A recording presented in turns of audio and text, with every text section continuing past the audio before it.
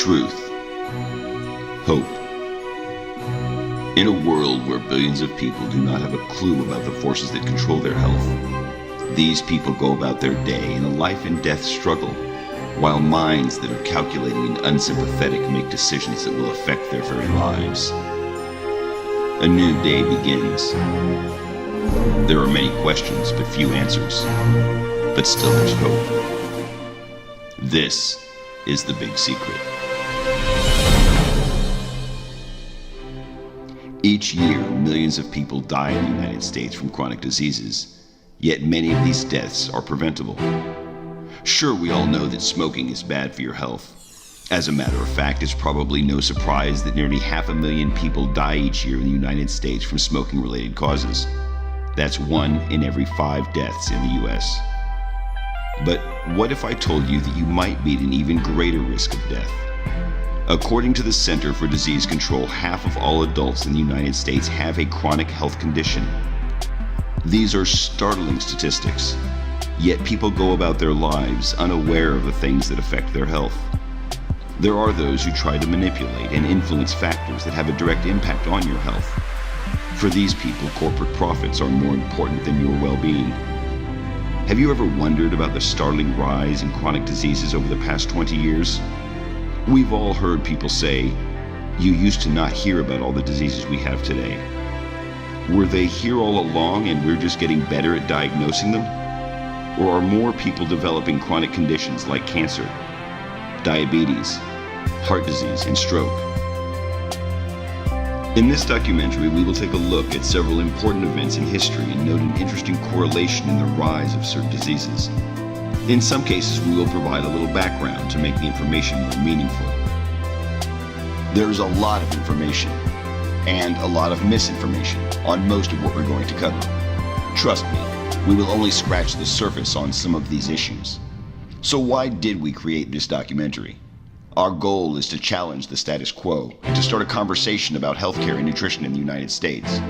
You may be surprised by some of the information presented, but I encourage you to do your own research and to talk to others who do not have a financial interest in your well-being. Let's get started.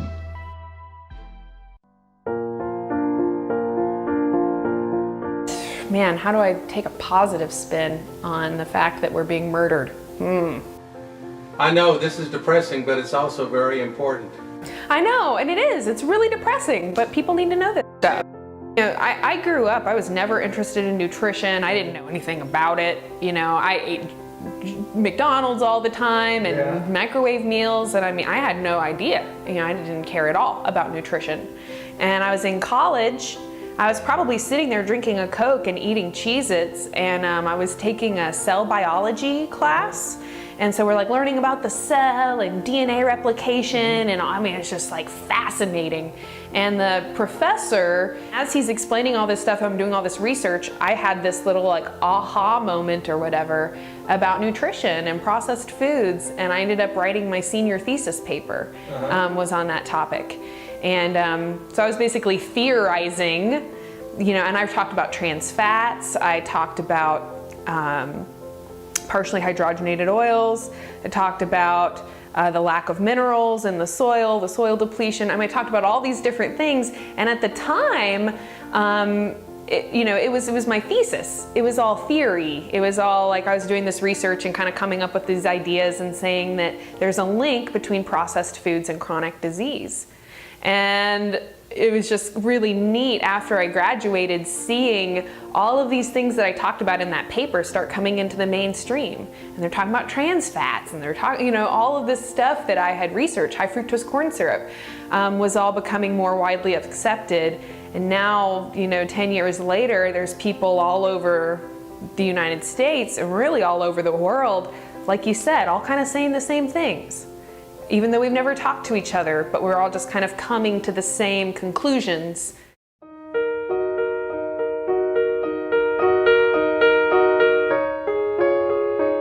John D. Rockefeller was born July 8, 1839 in Richford, New York. His father, William A. Rockefeller, was a doctor who claimed that he could cure cancers and charged up to $25 per treatment.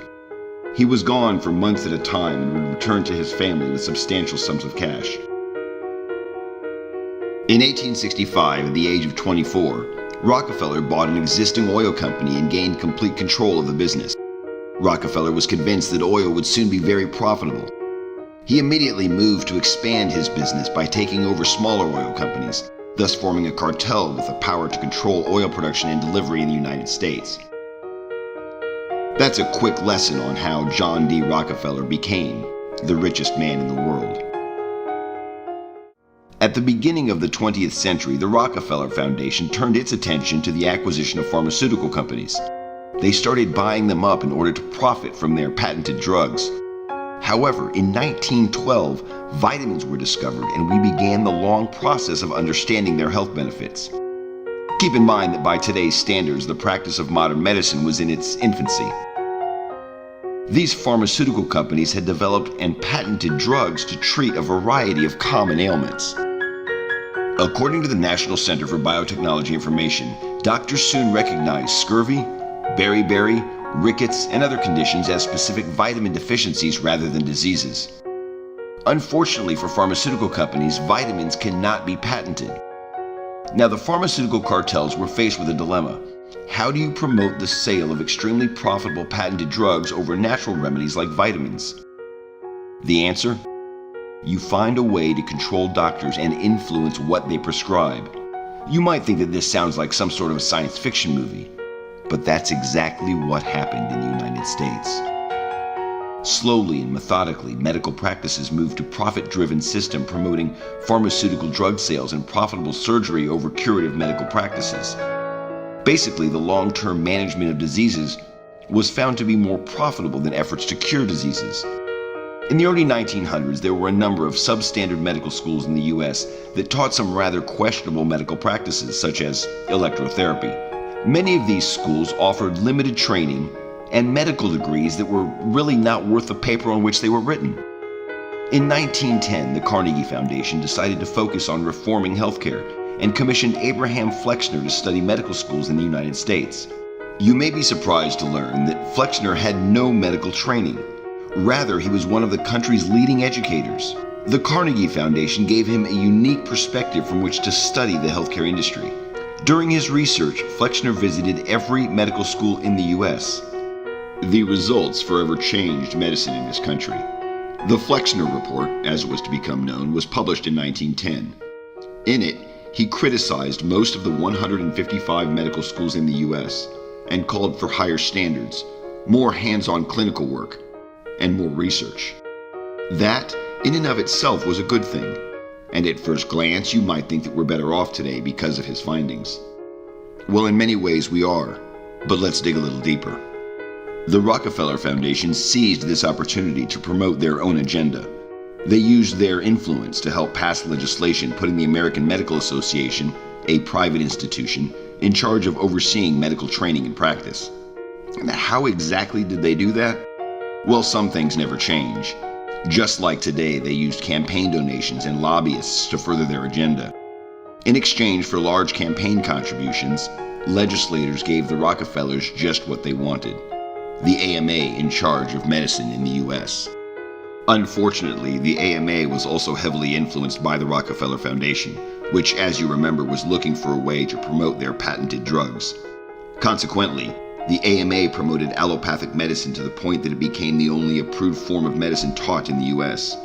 Consequently, doctors began prescribing the Rockefeller Foundation's patented medicines to manage, not cure, illnesses and diseases. As a result of the Flexner Report and the newfound authority of the AMA, medical schools were under intense pressure to conform to the wishes of the Rockefeller Foundation. As I mentioned a moment ago, in some cases that reform was badly needed. However, other forms of medicine quickly became outdated and were labeled accordingly. The Rockefeller Foundation began awarding large grants to medical schools that taught allopathic medicine. Schools that still embraced alternative forms of medicine could not compete financially and were forced to close. In the end, half of the medical schools in the U.S. were closed. You're listening to The Corbett Report. CorbettReport.com.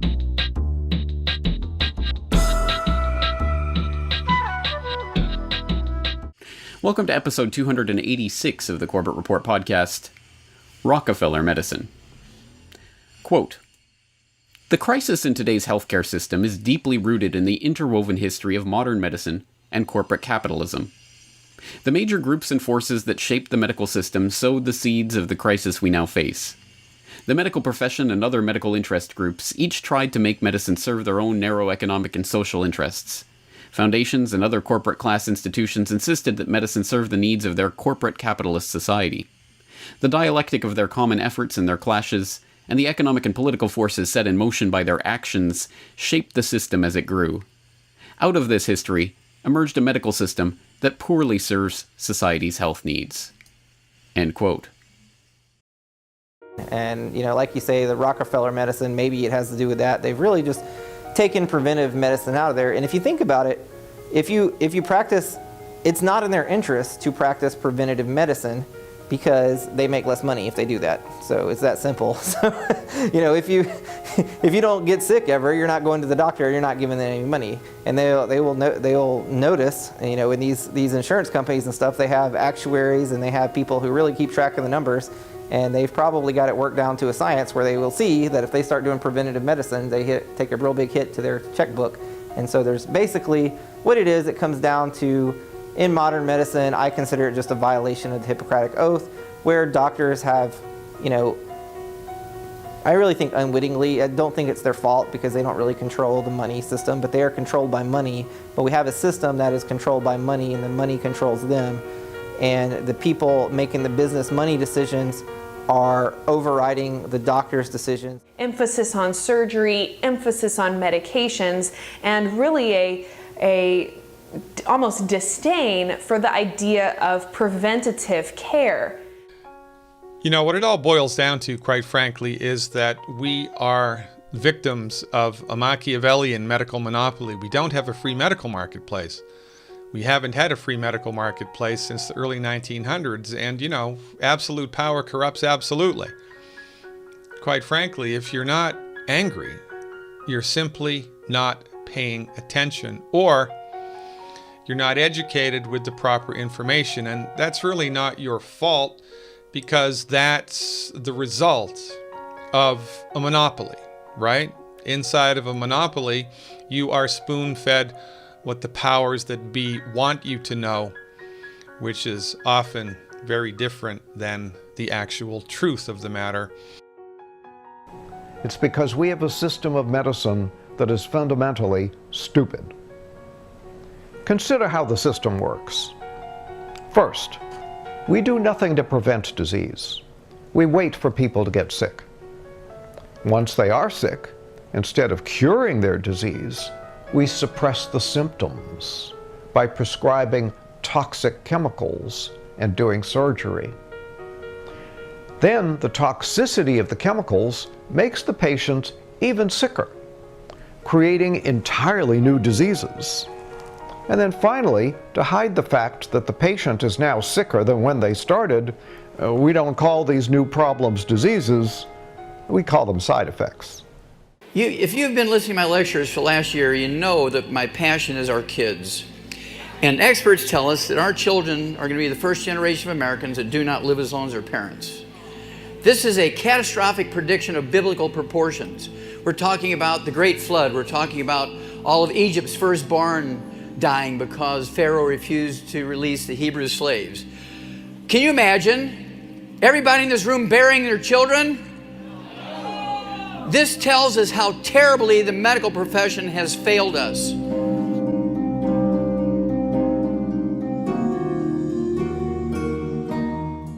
Millions of people have been prescribed a class of drugs called statins. These drugs are supposed to lower cholesterol and thereby prevent heart attacks. Well, first of all, do they lower cholesterol? And the answer is yeah, they lower cholesterol.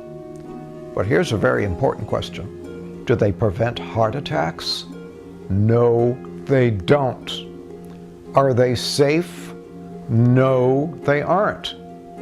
So if you're taking a statin, you're taking a drug to prevent heart attacks that does not prevent heart attacks.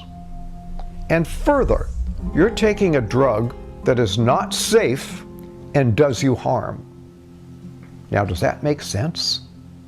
I hate statin drugs. I absolutely hate them. And yesterday I gave a long talk explaining, I mean, there's so much evidence. They cause so many problems, and they certainly don't.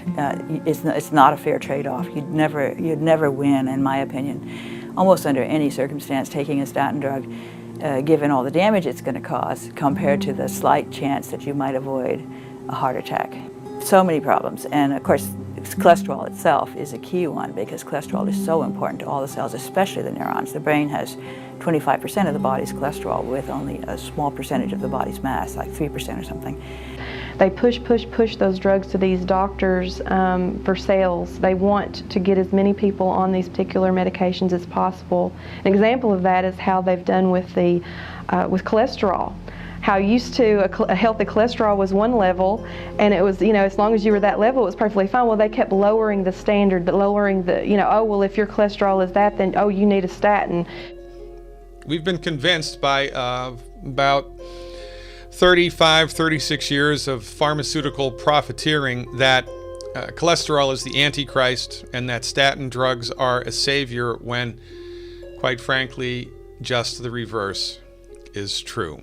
Low cholesterol levels are associated with an increased chance of death, an increased chance of cancer, high percentage of birth defects, peripheral neuropathy, short temper and aggressive behavior, kidney failure, and dementia. Let's take a look at this. Alzheimer's was virtually non-existent until right around 1940, and then it started to show up, and then after 1980, man, it skyrocketed. It rose from obscurity to become the 6th, 5th, or 4th leading cause of death, depending on how you crunch the numbers, currently in 2016. And man, it has skyrocketed. But then let's look at something very fundamental. What is the point of paying attention to cholesterol? The point is said to be prevention of heart attack and stroke, isn't it? Mm-hmm. All right. Do you know what will cut your risk, my risk, her risk, everybody's risk of heart attack and stroke by 75 to 80%? And you don't have to swallow a thing? Do you know what that might be? It's called donating blood. There is research on that from the 1990s, late 1990s. Whole bunch of guys followed for an average of 8 years each. The guys who donated blood once or twice a year had 75% less heart attack and stroke during that time. Now, if word ever got out about that, what would happen to the sales of anti-cholesterol medications? Because anti-cholesterol medications cannot drop the heart attack and stroke risk by 75 to 80%. Cholesterol is not the Antichrist. Cholesterol is so important that our bodies make it. Every cell wall in the body is made from cholesterol. Cholesterol makes the cells in our body waterproof. This is very important. Everybody thinks cholesterol is a fat, but cholesterol really is an alcohol. But it doesn't really perform like most alcohols do. It's a little different. Cholesterol is extremely important for your health. All of your sex hormones are made from cholesterol. They're made from it. You don't have enough cholesterol, you don't have enough sex hormone. So guess what also has been a fallout of fat-free diets and statin drugs? Not only does your brain dry up and you get Alzheimer's disease, but your sex hormones dry up. So guess what? Erectile dysfunction. Women get hot flushes now for 5 years instead of 3 months like their grandparents did. Why? Because you have a bad gene? No, because you don't have enough cholesterol. They tell you take this statin drug and go home and exercise every day. And that's a really bad combination. And in fact, papers have shown that exercise is of no benefit if you're taking a statin drug. But if you aren't taking a statin drug, then the exercise is good for you, you know? So it basically derails your opportunity to improve yourself through these other things that are known to be beneficial. They're no longer beneficial because of the statin. How many of you heard of Alzheimer's disease? It's a physician-caused disease. Mark my words, in the next 2 years, maybe even next week, it'll pop up in the newspaper. There's more than enough information to prove that it's a physician-caused disease. Alzheimer's disease is a disease that did not occur, even by another name, 40 years ago. It only became recognized as a disease in 1979 25 years ago. Today, it's the number 4 killer of adults over the age of 65. If you listen to your doctor and you give up eggs and eat egg beaters, if you give up butter and eat margarine, if you rip the chicken skin off your chicken before you eat it, you eat tofu instead of red meat, the odds are you're going to get what? Alzheimer's disease. It fascinates me that they've been able to do this incredible sales, tactic to convince all the doctors and all the patients that, oh my God, I have to take this drug. And when you look, you look at statistical, I'm always looking at correlations. Fascinatingly enough, if you look at the correlation over time from hospital discharge data that are maintained by the US CDC over time of high cholesterol or high LDL, LDL's going up exactly in step with glyphosate usage on corn and soy crops. So I think glyphosate is causing our problem that we have now with too much cholesterol in our blood. And it's not going up. If you look at heart attack, it's completely unrelated. It's like doing something completely different from what the cholesterol's doing. So here they say, oh yeah, high cholesterol correlated, heart attack. It's not true. The high cholesterol is not correlated with a heart attack. But in this country, what's kind of taken over the news media? What's taken over the pharmacologic media? What's taken over your doctor's office? We hear it every day, 15 times a day if you watch television. Statin, cholesterol, get your cholesterol down. I mean, the commercials regarding statins and cholesterol are almost as bad as the ones regarding erectile dysfunction. So the cholesterol-centric idea of reducing heart disease is really misleading. And I'll show you some data in a few minutes that if you look at your cholesterol level and you treat it with a statin, 50 to 75% of you still have a heart attack. So we have reached a limit in our ability to reduce cardiovascular disease based on our present medical treatments. We are a pharmacologically driven country. We are not a preventative medicine country. 1 in every 3 deaths in this country is a cardiovascular death. So it's 2,200 deaths per day just from heart disease and stroke. And we can reduce that, if we did the right things, to 70 to 80% less. And I can say this now with some degree of authority that the methodologies, the traditional care, the treatments, and even some of the surgeries that we've been doing for the last 25 to 30 years in cardiovascular disease are misdirected. They're obsolete and they're very limited in their scope.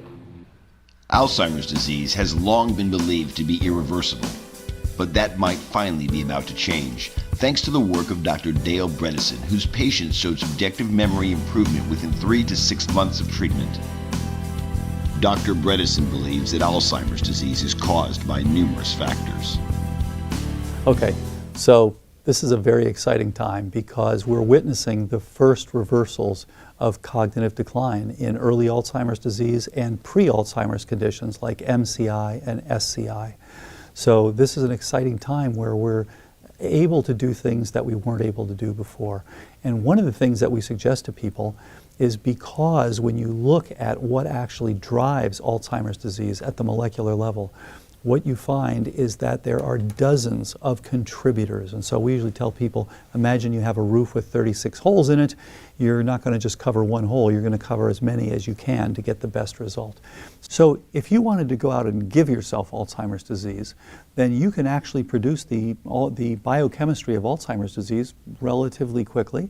So you would go out and you would do everything wrong. You would eat a lot of trans fats, you would eat a lot of sugar, you would not take in a lot of fiber, for example.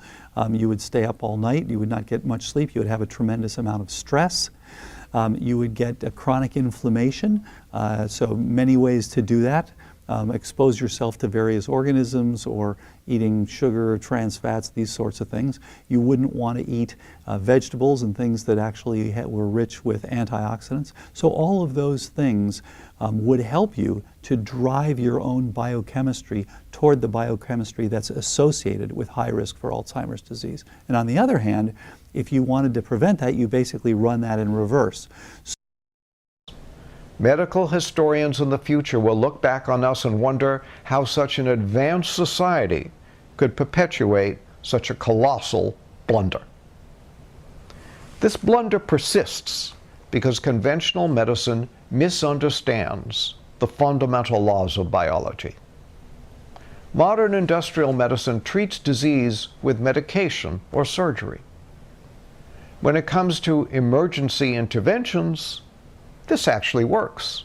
And we have the best medicine in the world, truly the best medicine in the world when it comes to trauma care and emergency care. When someone comes into the emergency room with a severed leg, conventional medicine treats the problem with incredible efficiency. But when it comes to chronic illness, this approach simply doesn't work. Conventional doctors have thought that you either have a disease or you don't. You have diabetes or you don't. There are no gray areas. We've developed no protocols for measuring and intervening in the disease process when it's in initial and most easily treatable stages. Now we live in an age where our democracy has been hacked, money does call the shots, as the movie points out, and unfortunately everybody knows that's true.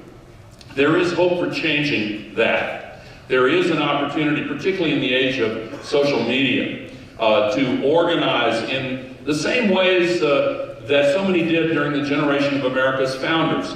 To use truth, to use logic, to use a clear expression of what the real public interest is, to overcome the special interests that are trying to stop what's good for the public interest.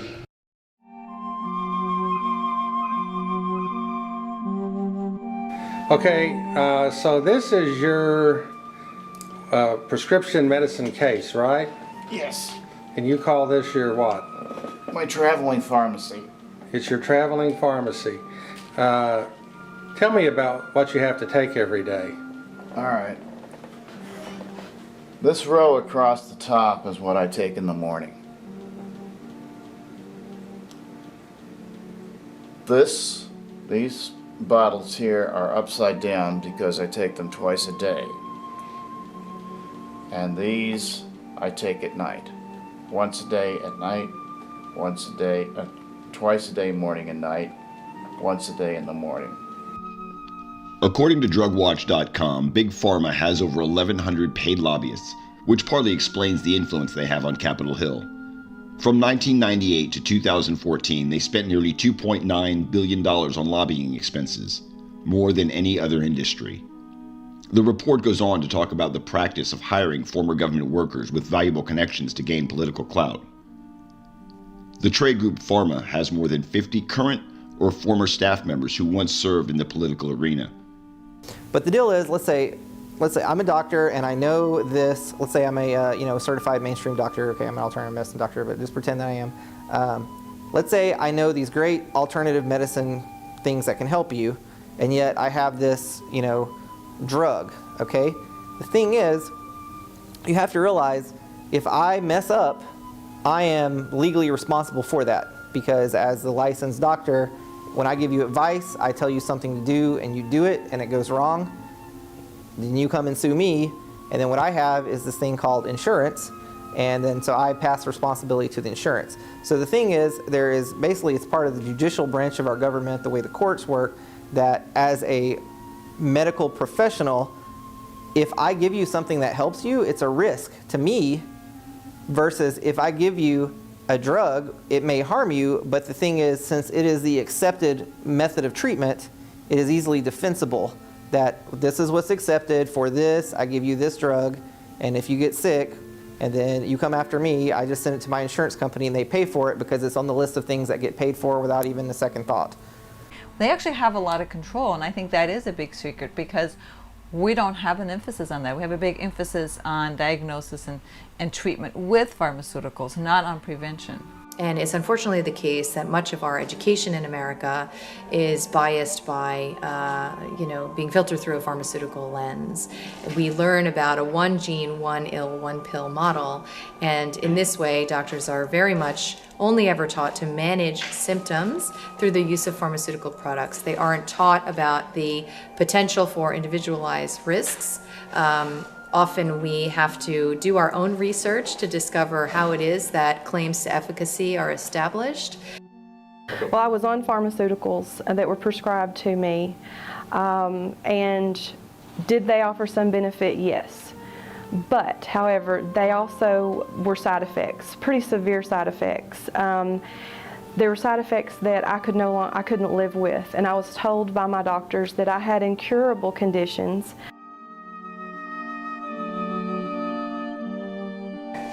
So, they looked at 38 positive trials, and of the 38 positive trials, 37 of them were published.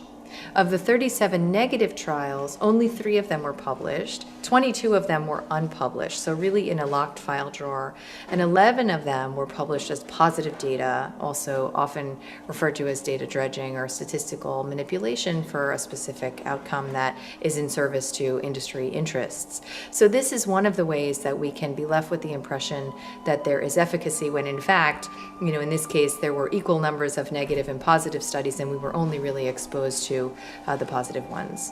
To my best understanding, there is an unlimited number of trials that can be conducted before the 2 trials are selected. So in many ways, that's like tossing a coin until you get heads as many times as you want. And when I started on the natural path, the holistic path to health, it made a world of difference, and there is no comparison. There's absolutely no comparison.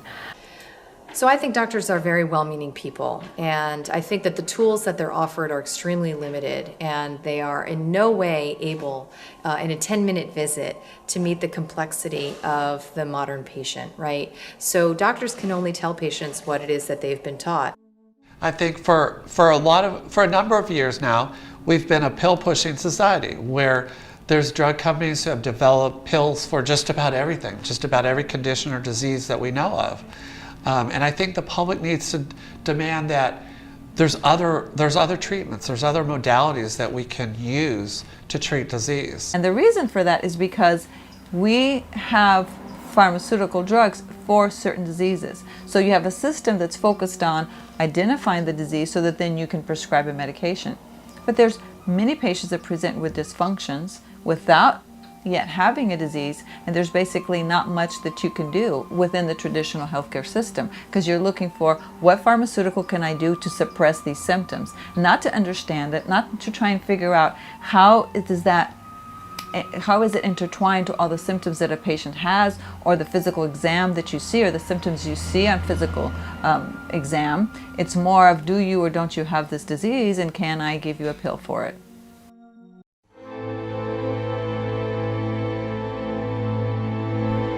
President Nixon's new Secretary of Agriculture, Earl Rusty Butz, was determined to make dramatic changes to the 1930s New Deal farming practices. This was the point where food production in the United States was changed to a method of farming the land without giving it any rest, and the heavy use of synthetic fertilizers. President Nixon placed Butz in the USDA in 1971. At the time, Butz served as a board member for several agribusiness firms. He rejected criticism that these ties might compromise his performance as USDA chief. Earl Butz envisioned an efficient, centralized food system, one that could profitably and cheaply feed the world by creating mountains of subsidized corn and soy. Butz helped create the low-nutrition, fast-food nation in which we now live. If you're anything like me, you can remember sitting at the dinner table and hearing your mother tell you to eat your vegetables. Despite her pleas, most of us weren't listening. NBC News reports that 87% of us do not eat enough vegetables. We're only slightly better at eating fruit. The same report says that only 14% of us eat the recommended amount of fruit each day. But what about the fruit and vegetables that we do eat? A landmark study by Donald Davis and his team of researchers from the University of Texas at Austin's Department of Chemistry and Biochemistry, which was published in December of 2004 in the Journal of the American College of Nutrition.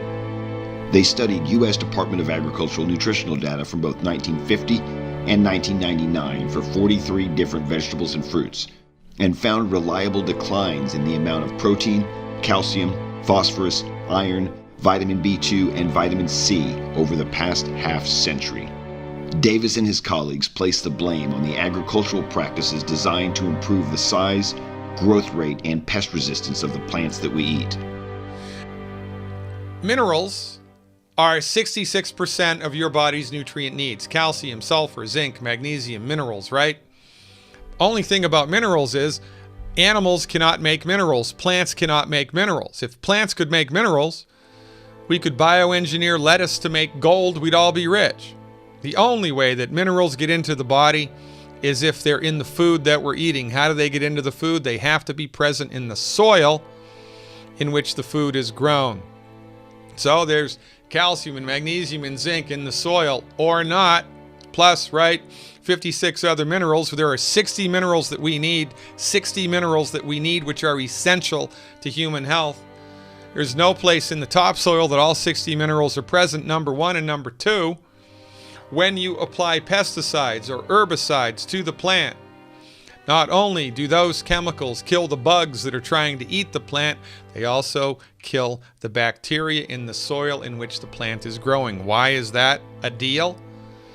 Because in order for the minerals that are in the soil to get into the plant, the bacteria have to pre-digest them. The plants are more deficient, we're more deficient. The more deficient we are, the sicker we get, and this is why everybody's getting sicker. It's because of mineral deficiencies which have been accelerated by agribusiness. These are serious problems, but Mother Nature has a solution. The human body is a self-repairing system. It's designed to keep you fully functional and in good health for a long lifetime, well beyond 100 years. All you have to do is proper maintenance.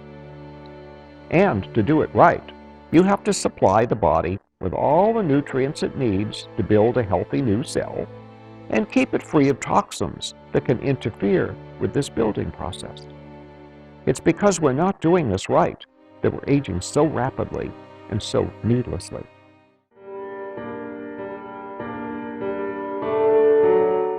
We are being killed, and nobody goes to jail. This, according to the United States Department of Agriculture and the National Institutes of Health. When you spray the herbicide glyphosate onto genetically modified corn and genetically modified soy, and you feed that to human beings, and then you plot on a graph the incidence of illness relative to the use of genetically modified corn, genetically modified soy sprayed with glyphosate, what you see is a dramatic increase in liver cancer, bile duct cancer, kidney cancer, bladder cancer, thyroid cancer, death from high blood pressure, and death from stroke.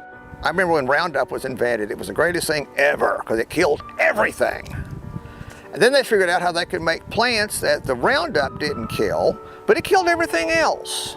So no more hoeing weeds in the cotton field and no more weeds in your wheat patch. And this is published and known for years.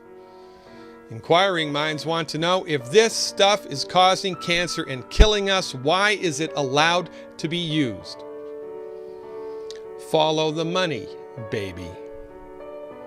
It's sort of like a type of environmental pollution, genetically modified plants and fish, because if they get out into the wild, these non-natural genes can spread laterally and have unknown effects in both populations in the wild as well as the person eating it. On this particular chart, the green line is the trend before the use of genetically modified corn and soy and before the use of glyphosate. The red line is glyphosate use, and the blue line is genetically engineered corn and soy growth, and you can see a direct relationship between GMO corn and soy production and the use of glyphosate with the incidence of liver and bile duct cancer. That's the thing about seed wheat. You used to save seed for next year or buy just some generic seed at the seed store for planting. Well, this GMO stuff, you can't do that. You've got to buy something that they've patented. I doubt you could even buy just plain generic wheat anymore. I'd be surprised. If you have a field, and if you plant something in your field and it spreads over to my field and I don't want it in my field, but just naturally from the wind, that's an environmental hazard, okay? You just contaminated my field with your environmental hazard. You should be liable for cleaning up the damage in my field. And if you plant a crop and some of that seed blows into your neighbor's pasture or field and comes up, Monsanto's pissed. Thyroid cancer. Look at the green line here is the trend before glyphosate, before genetically modified corn and soy. See a difference? Ladies and gentlemen, this isn't rocket science. This is published research and is evidence of the unbelievable sweep, power, and control that agribusiness has. Your body does not, health of your body does not matter to these organizations. They are criminal in my mind. Our food has become a slow poison. Conventional foods are grown with insecticides and herbicides and fungicides and other agricultural chemicals. We know that. But you know what? There's a lot of other chemicals we have to be concerned about too. We are now exposed to hundreds of chemicals through our food that 60 years ago we were not exposed to. And the reason is they simply did not exist. Glyphosate basically gets everywhere. Scientists have found it's in the rain, it's in the air, it's in the water that flows in streams. We're now in a situation where, at least in the United States, where we have a very high density of glyphosate-tolerant GM crops being cultivated, the exposure is virtually universal. Virtually all, if you were to survey the American population, you will find glyphosate residues in the urine of just about everybody. Yeah, glyphosate has been found to be present in many food products in the US, including popular food products that are fed to children, their breakfast cereals, etc. In fact, after spending a week in California on a trip a couple of years ago, I had my urine analyzed, and I had my glyphosate levels went up to what were fairly typical of a US citizen. I wasn't very happy with that, as you can imagine. And it was worrying because the levels of glyphosate that were present in myself and the vast majority of Americans suggested a level of daily intake that the latest work from my laboratory indicate would be damaging to health. Glyphosate is the main component of weed killers like Roundup. It is a very toxic chemical that has already been linked to irreversible metabolic damage, infertility, obesity, learning disabilities, and birth defects. In 2009, American farmers sprayed 57 million pounds of glyphosate on food crops, mainly on genetically engineered corn and soy crops. U.S. farmers are now using so much glyphosate that researchers are finding it in the rain, in the air, in the streams, in our water supplies. Our food has become a slow poison. And you really don't know what's going to happen, but the problem is what could potentially happen, the worst thing that could potentially happen is you could create, something like the bubonic plague or something that just spreads and kills all the crops or just poisons people en masse. I mean, there's a very dark side that could accidentally happen. It's going to be a disaster in time. It's just a matter of time. They're basically destroying the soil bacteria, depleting the minerals in the soil. Because of the pesticide, the herbicide in particular is something I've really zeroed in on, and this concept of engineering a plant to be resistant to an herbicide that otherwise kills all plants, and doing that by inserting a bacterial gene. I mean, first of all, that's extremely not natural. But what's worse than that is that now you can just indiscriminately spray the chemical on the plant, and the plant soaks it up and doesn't die, and so it ends up in the food chain. So I think that is a really serious problem, particularly when it's combined with the concept that the herbicide is harmless to humans. So when you believe it's harmless to humans, you're careless with it, and you end up with a lot of it in the food that you don't look for. And then people are getting slowly poisoned and they don't know it. We are dying slowly here while we have given complete, utter, and total control of the medical marketplace to the MDs and complete, utter, and total control of the production of food to international agribusiness conglomerates. It's time we all collectively snapped out of it and woke up. What has changed in the last 50, 60 years? The answer is many things have changed in the last 50, 60 years that could be contributing factors to the escalation of these chronic diseases. But the one thing that has changed, that affects every single person, is the way we grow and consume our food. The officials at the FDA, the EPA, and the USDA were diligently following the dictates of the top executives at the Monsantos and the DuPonts. The U.S. government's trying to break down resistance to GMOs on the part of foreign governments. So the phone calls went from Monsanto to Clinton to Blair and then to the Rower Institute saying pretty much you have to silence this guy, you have to shut down this research. And what happened was that he got fired from his job. He got a gagging order slapped on him, so he was forbidden to talk about his results. His house was actually burgled so that data was stolen. Almost routinely, if any scientist has the boldness to publish research that demonstrates a problem with genetically engineered food, their research is attacked and they themselves are attacked. And scientists have been sacked, they've lost their job at research institutes, or university scientists have lost their jobs, or even speaking out and voicing concerns about GMOs is very dangerous in the scientific community. Genetically engineered food products have never been tested for safety. So the long-term effects are unknown.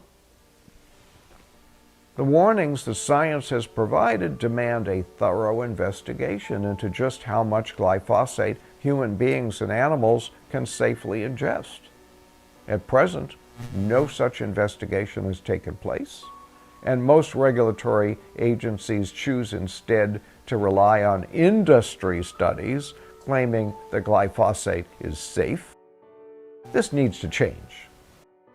The Food and Drug Administration promoted genetically modified foods in spite of the warnings from its scientists.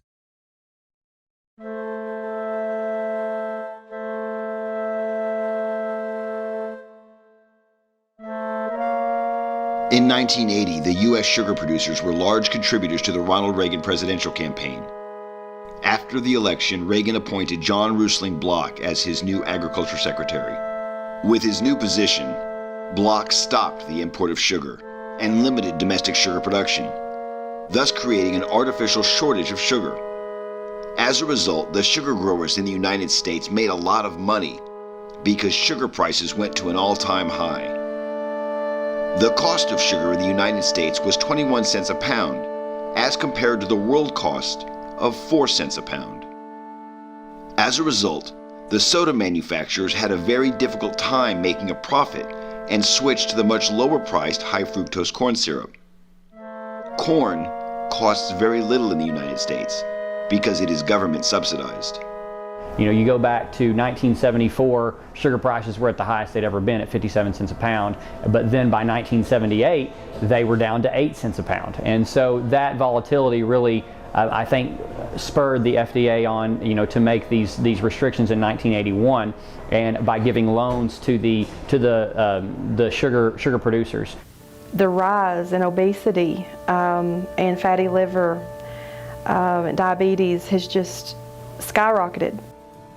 A brand new study by researchers at Duke University Medical Center found that frequent consumption of fructose, this is a type of sugar found in soft drinks and sweetened juices, raises the risk of non-alcoholic fatty liver disease.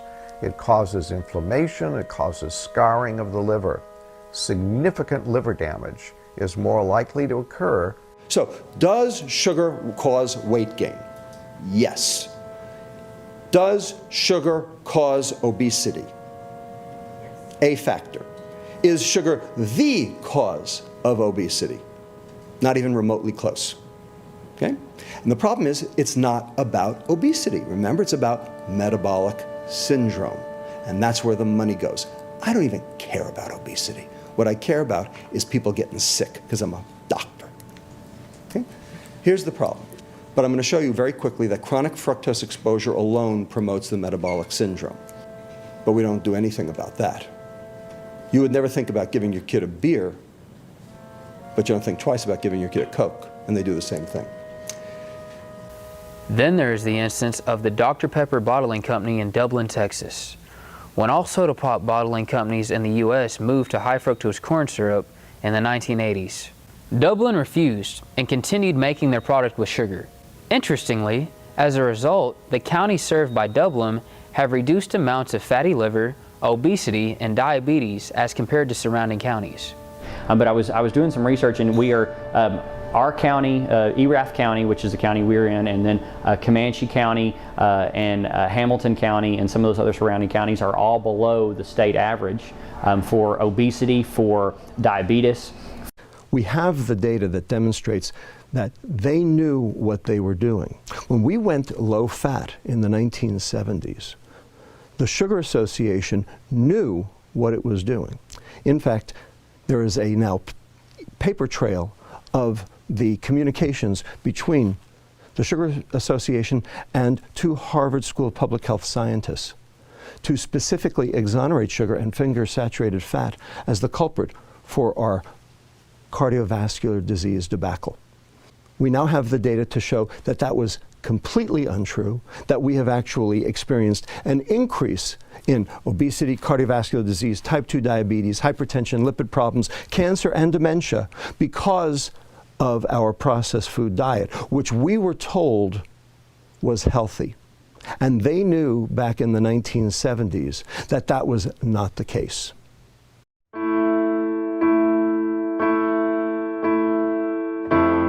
Fluoridation of the drinking water supply is done to get rid of the toxic waste hexafluorosilicic acid from the smokestack scrubbers of aluminum and fertilizer factories. This practice has caused cancer and brain damage for almost 50 years. The aluminum and fertilizer industries would have to pay a fortune to dispose of the hexafluorosilicic acid if it were not for the municipal water fluoridation. Research done by Harvard University showed that municipal water fluoridation damages the brains of children, causing them to have lower IQs, sometimes by as much as 10 points. CDC, OSHA, and other government agencies classify fluoride as a very dangerous toxic substance. Fluoride is a carcinogen, and the fluoride from aluminum and fertilizer plants also has mercury and other dangerous toxins in it. Dr. Dean Burke of the National Cancer Institute said, "Fluoridation is a form of public mass murder." And he also said, "In point of fact, fluoride causes more human cancer death and causes it faster than any other chemical." So the honest answer is that the ADA is probably the biggest political machine in the US, spends the most money on lobbying, is able to hoodwink most of the organizations and the health organizations in the US, including the CDC, the FDA, and the EPA, into allowing water fluoridation. And the aluminum industry basically hasn't had to do anything because the ADA has stepped in and kind of carried it as its baby, as its football. The thing is, in chemistry, when you have waste, you know, it's easy just to pour things down your sink. That doesn't cost anything, but you have to pay a lot more money to dispose of it as a hazardous chemical. So, you know, a lot of people try to take shortcuts by just dumping their waste right into the water supply. And so that's basically what they're getting away with as far as putting that into the water. And then it's even better if then they can convince municipalities that, hey, this is a good thing, you need fluoride in your water. So fluoride specifically competes with iodine on the physiologic level. So iodine is necessary for the production of thyroid hormone, and this is why theoretically it can be an endocrine disruptor. So fluoride in the water is another prime example, like high fructose corn syrup, right? How the establishment has purposefully hijacked people's health and well-being. Right? Fluoride has been proven scientifically for a long time to be a neurotoxin. Right? It's a freaking neurotoxin. Well, here are 5 of the studies in the Choi review. This is their table, or part of it, and these were all statistically significant. You can see all the drops of IQ there, and those are the levels of fluoride in the high fluoride village. once you've got these studies showing lowering of IQ at these concentrations, there is no margin of safety to protect all our kids from having their mental development impaired by drinking fluoridated water. And that's particularly true of bottle-fed infants at the very beginning when their brains are developing. But basically IQ follows a normal distribution curve, the bell-shaped curve. The bell, the heart of the bell is the average.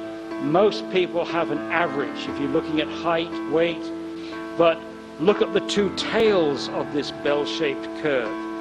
And the green, the area under the curve, that's the number of kids above an IQ of about 130.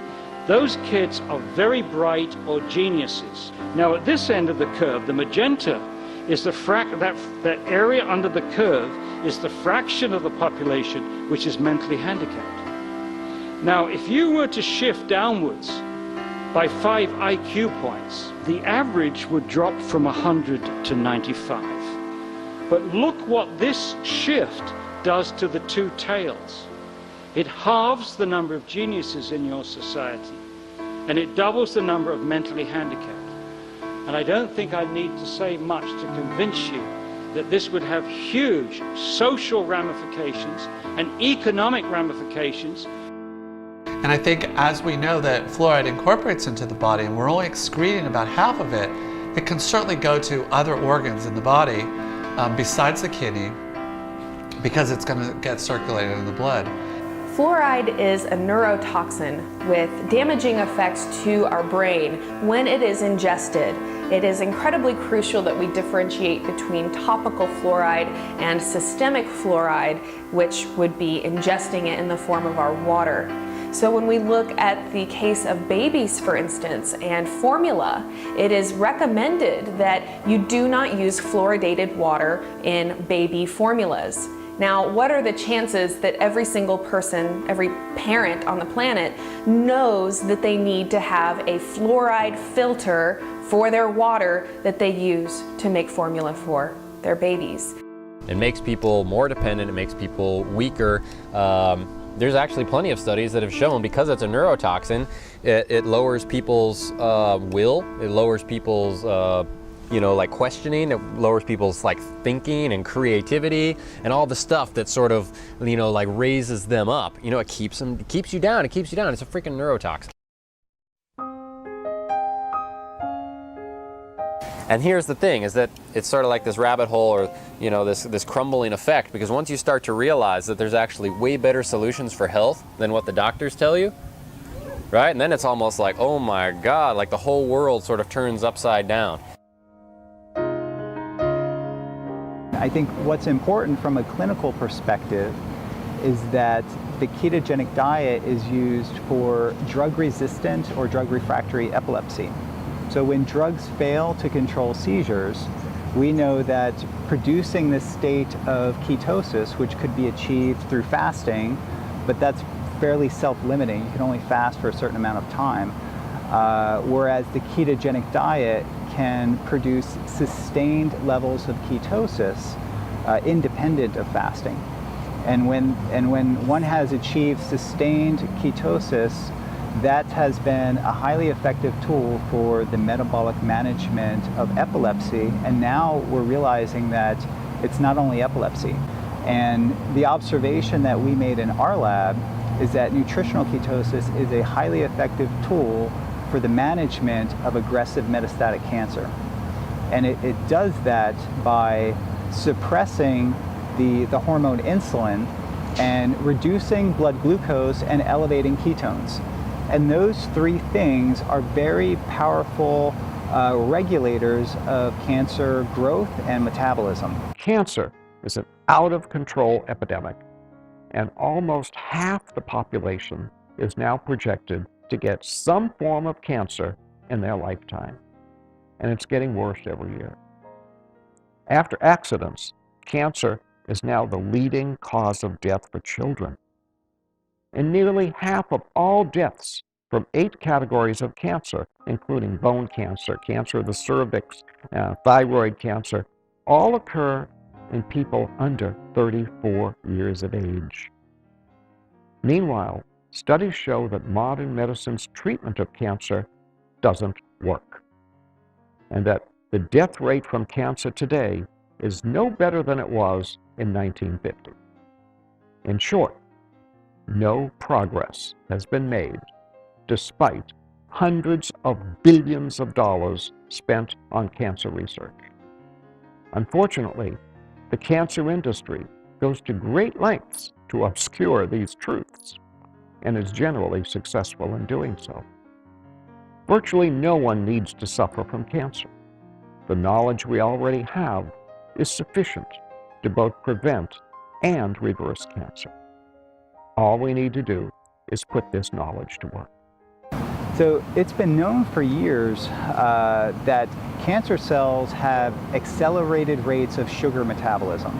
They require levels of sugar to sustain their growth and proliferation that are 200 times higher than normal tissues.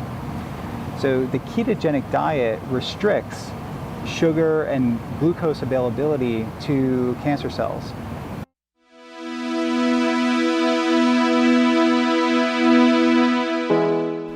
When a human being is nutritionally deficient, you'll go to Olive Garden, you'll chow down 3,000 calories in a heartbeat, and then you go home and 3 hours later you're hungry again.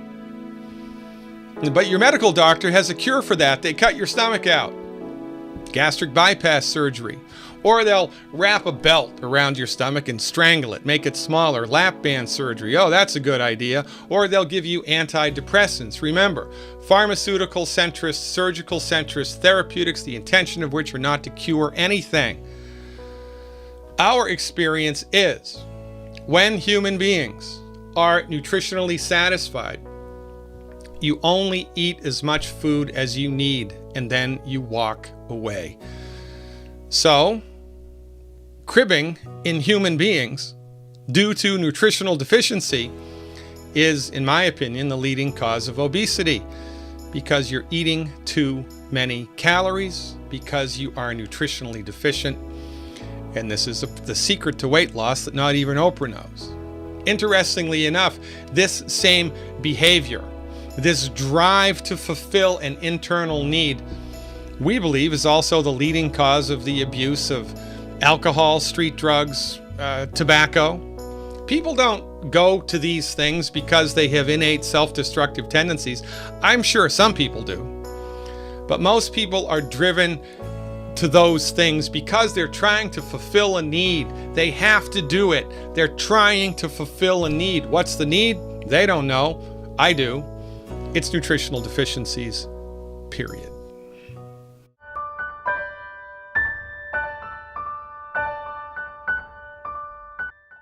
Numerous scientific studies have shown that religiously observant people in the United States live longer than the non-faithful, regardless of which religion they practice. Regular religious attendance can increase life expectancy by 1.8 to 3.1 years. There have even been certain cases where religious faith has cured disease when standard medical practice could not. Hi, I'm Pastor Bob Barker of Crossroads Community Church here in Uptown Dallas.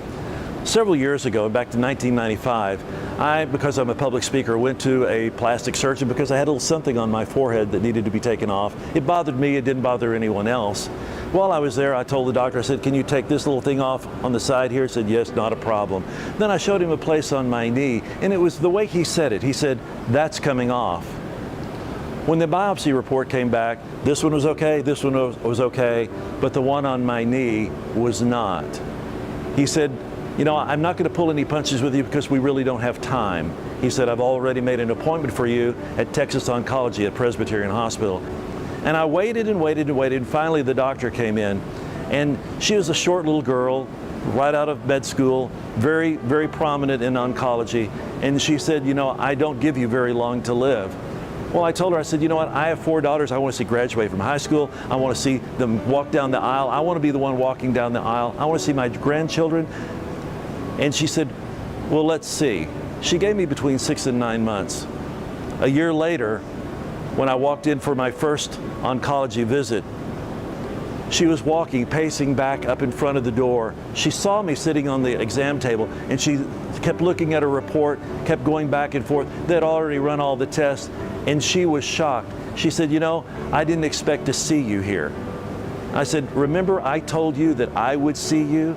I said, first off, someone that's 5'2", dripping wet, maybe 103 pounds, is not going to tell me I have to die. And I sat in there. She walked back and forth. She had my chart. She walked in and she said, you know, I didn't think I'd see you. I said, I could tell. I could tell. You were really disappointed because you said that I was going to die. And I'm back. I'm back. I was thankful.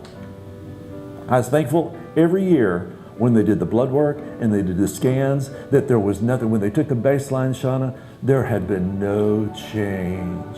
She said, what's wrong? She said, I was messing up her whole thing. I said, I wasn't doing it. I said, but I know somebody that was. And she kept saying, well, I know about that PMA. I said, this can't be positive mental attitude because I cannot positively change my body chemistry with my mind. But I know somebody who can. And I was thankful. I was thankful. Blue zones are places on the earth where people have been statistically proven to live longer. One of the components to all those blue zones is they have faith.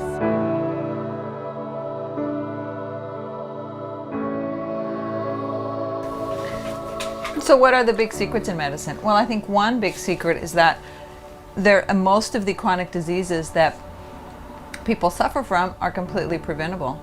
But the secret is that you have to focus on prevention and have a more functional approach and not just focus on the disease. But yet, most of these chronic diseases are totally preventable if patients are educated and they are able to change their lifestyle, their nutrition, the thoughts that they think, the way that stress affects their body. They actually have a lot of control, and I think that is a big secret because we don't have an emphasis on that. We have a big emphasis on diagnosis and treatment with pharmaceuticals, not on prevention. So this is the thing, ladies and gentlemen, from our point of view, all chronic illnesses are curable. Neurological illnesses are amongst the hardest to get on the other side of. But we've all seen patients with multiple sclerosis, Lou Gehrig's disease, Parkinson's disease recover. They're the exceptions, not the rule. But we've seen it happen, so therefore we know that it can happen. But my point is, even for the stuff that's really difficult to get on the other side of, you have to give your body a fighting chance. You have to give your body the stuff that it needs to attempt to fix itself. This is just smart medicine. You know, we learned how to have public sanitation and more regular food, and that increased the quality of our life and increased our lifespan, doubled our lifespans. Well, this is the next iteration of that same thought. Just like if you had a friend who had a problem or two friends who had an argument, you would listen to both sides of the story. And unfortunately, what we're doing with our health is largely we're just listening to one side of the story. We're just hearing one perspective on how we could treat that issue. And the truth is that there's always two sides of the story. There's always two perspectives. So this tip is about recognizing that you have the power, you have the intelligence, you have everything that you need to be able to go and make a decision for yourself. And if you decide that the mainstream model is what's right for you and is what you want to do, then that is fantastic. I'm in no way discouraging you from doing that. But you do need to feel empowered to make a decision for yourself and to not just accept something because an authority figure told you. To really think about that issue, think about your body and your life, and make a decision that you feel good about.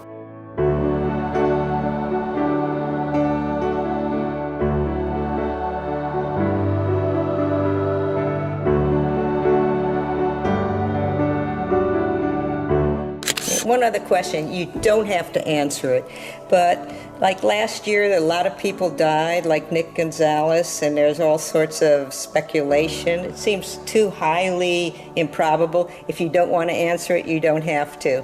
I appreciate it. I'm not going.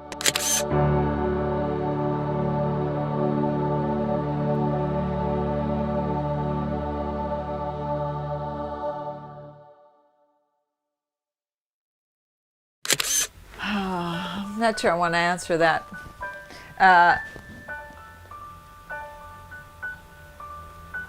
So regarding the recent deaths of many of these integrative physicians, I'm not a conspiracy theorist, but it sure looks suspicious that there's been so many deaths and they've all been sort of so under such weird, suspicious, whatever you want to call it, circumstances. And that so many of them are doctors who are practicing a more holistic type of medicine. That does really concern me.